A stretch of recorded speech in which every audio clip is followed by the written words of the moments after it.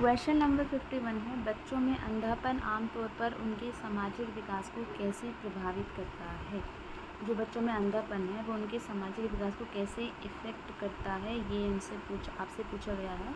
वे मजबूत सामाजिक जो संबंध विकसित करते हैं। अदृश्य संकेतों के कारण उन्हें सामाजिक संपर्क में चुनौतियों का सामना करना पड़ता है। वे दृष्टिवान बच्चों की तुलना में अधिक सामाजिक रूप से सक्रिय होते हैं। उनके पास कोई सामाजिक विकास के मुद्दे नहीं होते हैं। तो देखो, सारे ऑप्शंस पढ़ने के बाद बी वाला ऑप्शन हमें सही लग रहा है, तो बी ऑप्शन हो जाएगा। RPWD एक्ट 2016 का जो एक्ट आया था उससे क्या तात्पर्य है, फुल फॉर्म बेसिकली आपसे पूछी गई है। तो इसका जो आंसर हो जाएगा वो हो जाएगा rights of person with disability act. ISL क्या है, तो इसकी जो फुल फॉर्म है वो है इंडियन साइन लैंग्वेज। दृष्टिबाधित बच्चों में एक आम डर क्या हो सकता है। दृष्टिबाधित बच्चे होते हैं उनमें एक आम डर होता है अपने परिवेश के बारे में अनिश्चितता के कारण नए वातावरण का डर। 55 में दृष्टिबाधित बच्चों द्वारा अनुभव किए जाने वाला सामान्य मनोवैज्ञानिक प्रभाव क्या है। तो अलगाव की भावना कहीं ना कहीं उनके मन में रहती है। डिसकैलकुलिया LD के संबंधित है। तो कैलकुलिया मतलब कैलकुलेशन, कैलकुलेटर ऐसे याद कर लो, ये गणित कौशल से संबंधित है।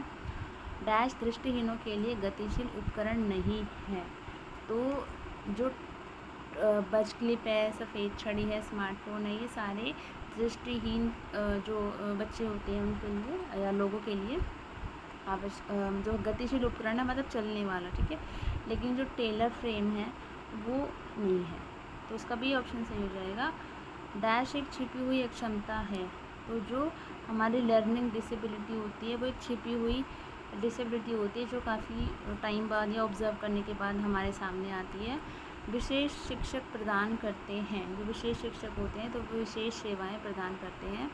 ऑटिज़म से पीड़ित बच्चों को निम्न में से क्या समस्या हो सकती है। तो जो ऑटिज़म से बच्चे पीड़ित होते हैं उन्हें सामाजिक संपर्क में भी प्रॉब्लम होती है, संचार में भी, कम्युनिकेशन में भी, और उनका जो बिहेवियर पैटर्न होता है उसमें भी। तो उपरोक्त सभी इसका सही आंसर हो जाएगा। क्वेश्चन नंबर 61 है, भारतीय पुनर्वास परिषद का कार्यालय है। RCI का जो कार्यालय है वो नई दिल्ली में है। ये पूछा जाता है कई बार आपसे। नैदानिक मनोवैज्ञानिक कार्यक्रम डैश द्वारा किया जाता है। तो नैदानिक मनोविज्ञान कार्यक्रम जो है वो RCI के द्वारा किया जाता है। अभी आप लोग एक नोटबुक उठाइए और इन सब की फुल फॉर्म्स भी लिख लीजिए और उसको याद कर लीजिए। विकलांग व्यक्तियों का अंतर्राष्ट्रीय दिवस कब मनाया जाता है। 3 दिसंबर को मनाया जाता है। कई बार इसकी थीम भी पूछ लेते हैं, तो 2024 की थीम याद कर लेना। National institute for locomotor disability स्थित है। तो ये कहाँ पर है, ये आपसे पूछा गया है। तो ये आपका है कोलकाता में। अगला प्रश्न है आपका, संवेदी विकलांगता में प्रमुख रूप से शामिल है। जो संवेदी विकलांगता है उसके अंदर प्रमुख रूप से शामिल है, ये आपसे पूछा गया है। तो उसके अंदर श्रवण हानि और दृश्य विकलांगता जो है शामिल है। विकलांग व्यक्तियों के साथ किस प्रकार का व्यवहार वांछित है। जो विकलांग व्यक्ति होते हैं उनके साथ किस तरह के व्यवहार के अंदर, तो एम्पैथी का। देखो, एम्पैथी मतलब होता है अपने आप को उसकी जगह रख के देखना, तो उस भावना को हम एम्पैथी की फीलिंग या फिर समानुभूति बोलते हैं। राष्ट्रीय शिक्षा नीति 2020 बढ़ावा देता है। तो किसे बढ़ावा देता है, तो ये समावेशी शिक्षा को बढ़ावा देता है। विकलांगता है एक, जो विकलांगता है वो एक स्थिति होती है, ना बीमारी है, ना तनाव है, संकट है, वो एक कंडीशन होती है। बेंचमार्क विकलांगता वाले व्यक्ति का अर्थ है 40% या इससे अधिक विकलांगता। देखो, जब बच्चे का या किसी बड़े आदमी का सर्टिफिकेट बनता है तो उसको बोला जाता है कि आपकी इतने % विकलांगता मिनिमम, या इससे मतलब मिनिमम 40% है, बाकी तो कितनी भी हो सकती है। अगर है तो ये आपका जो बेंचमार्क विकलांगता बोलते हैं। देखो, 10% 12% तो सब होते ही हैं, लेकिन जो सर्टिफिकेट बनता है, जो बाद में पेंशन वगैरह भी आती है, तो वो 40% जो है मांगा जाता है। 70 है, यूनिवर्सल डिज़ाइन किया गया है। जो किसके लिए डिज़ाइन किया गया है, तो ये सभी लोगों के लिए, विकलांग व्यक्ति के लिए, खराब शैक्षणिक कौशल पाने के लिए, बेंचमार्क विकलांगता वाले व्यक्ति के लिए, सभी के लिए जाएगा। उसके बाद हमारे हिंदी के क्वेश्चन हैं, कुछ इंग्लिश के हैं। भाषा के लिखित रूप में बात बताते हैं। तो लिखकर बात बताते हैं, हमें सभी को पता है। भारत की राष्ट्रीय भाषा इनमें से कोई नहीं है, ठीक है, हम हिंदी टिक कर देते हैं जबकि ऐसा नहीं है। उसके बाद है व्याकरण भाषा के बताता है। जो व्याकरण है वो भाषा के क्या बताता है, नियम भी बताता है और काम भी बताता है। तो ए और बी दोनों हो जाएगा। पुष्प कौन सा शब्द तत्सम है, ठीक है, फूल तत्भव हो जाएगा। पुष्प जो है वो तत्सम है। क वर्ग का उच्चारण स्थान है, कंठ है, क से ठीक है, कंठ है, से याद कर लो इसको। इंग्लिश के क्वेश्चंस हैं। आई डैश कोल्ड, तो इसमें आ जाएगा I had cold. Dash car is very old fashioned, तो इसमें आएगा मयंक्स कार इज़ वेरी, मयंक की जो कार है वो बहुत ही ओल्ड फैशन है। I speak English but he, तो क्या आएगा, डज नॉट स्पीक।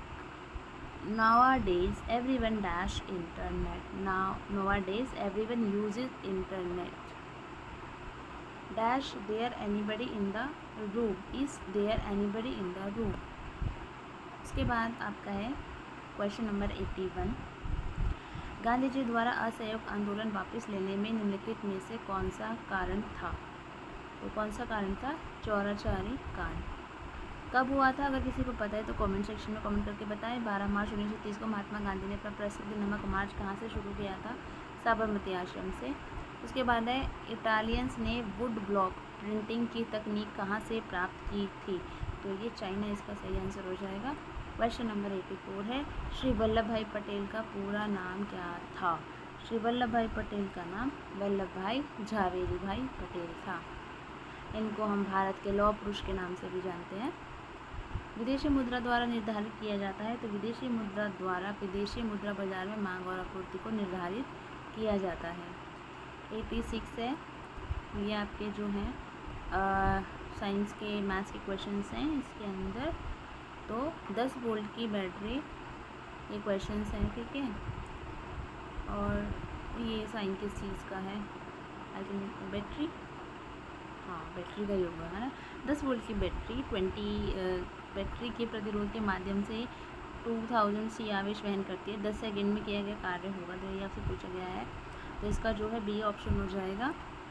उसके बाद है बहुकोशिकीय सूक्ष्म जीव के उदाहरण हैं, तो बहुकोशिकीय सूक्ष्म जीव के उदाहरण है आपका शैवाल और कवक। जैम और अचार में प्रयुक्त होने वाला सामान्य परिरक्षक है, तो इसमें है आपका सोडियम बेंजोइड। सूक्ष्म जीवों से प्राप्त कुछ दवाओं का उपयोग रोग पैदा करने वाले सूक्ष्म जीवों को मारने या उनके विकास को रोकने के लिए किया जाता है। ऐसी दवाओं को क्या कहा जाता है, ऐसी दवाओं को हम लोग एंटीबायोटिक दवाएं कहते हैं। क्वेश्चन नंबर 90 है यदि किसी वस्तु का विस्थापन समय के समानुपाती होता है तो वस्तु किसके साथ है, ये आपसे पूछा है, तो समान त्वरण के साथ होगी वस्तु। गति अदिश राशि है और वेग जो है वो सदिश है। उसके बाद अगला प्रश्न है आपका पाई का पूरा मान 22/7 होता है। दो भिन्न अपरिमेय संख्याओं का गुणनफल तर्कहीन होता है। अगला है जब किसी संख्या को 7 से विभाजित किया जाता है तो उसका शेष हमेशा 7 से कम होगा।